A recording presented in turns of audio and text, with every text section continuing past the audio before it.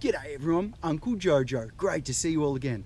We re-established our site and we've rerun our boundary line to the exact position that we need it. We're going to now begin our site set out. Now that we've had our excavations done, we're going to start onto our formwork. As we work through our formwork, we need to make sure that our building lines are exactly where they need to be. So our formwork gets built on those building lines. What we're going to do today is we're going to run out our string lines and finalize our set out. So step with me and I'll show you how we do our set outs and we get everything absolutely Mickey Mouse. First things first, here's our boundary line. We've got that already set out. So the next one we want to do is this one here. So this one here, so this line through here is our rear build line. So we've got our site boundary, that's where our brick wall is going. Then we've got our rear building line that we need to get. So then what we'll do is we'll create a square edge just here, and we'll do that by figuring out our 3, 4, 5. Great one for you apprentices out there.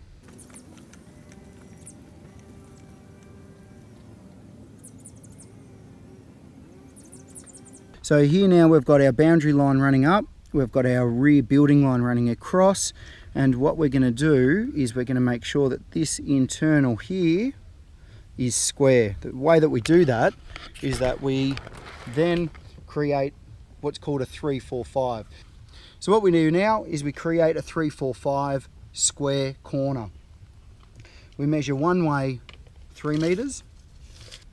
So it's only 3, just wait, that's probably too far. You've probably, go to 4, that's fine, go to 4. There, stop, come back. Pull tighter. Tighter, tight, tight, tight. Back to me slightly. That's where you want to be. Then spin around, we'll measure 3. Come to me 150. Pull tight. Tight, tight, tight, there, that's better. Perfect, right there. Right, we're 5 mil, too big. So 5 mil here, too big, means... 30, 40 mil over there. Yeah, that's right.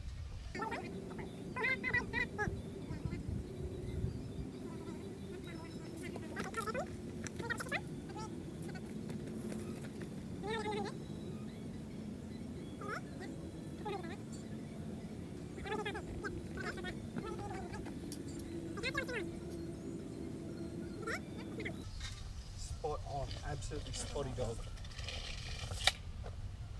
So what we've done now is we've done our 3, our 4, and then we've calculated our 5.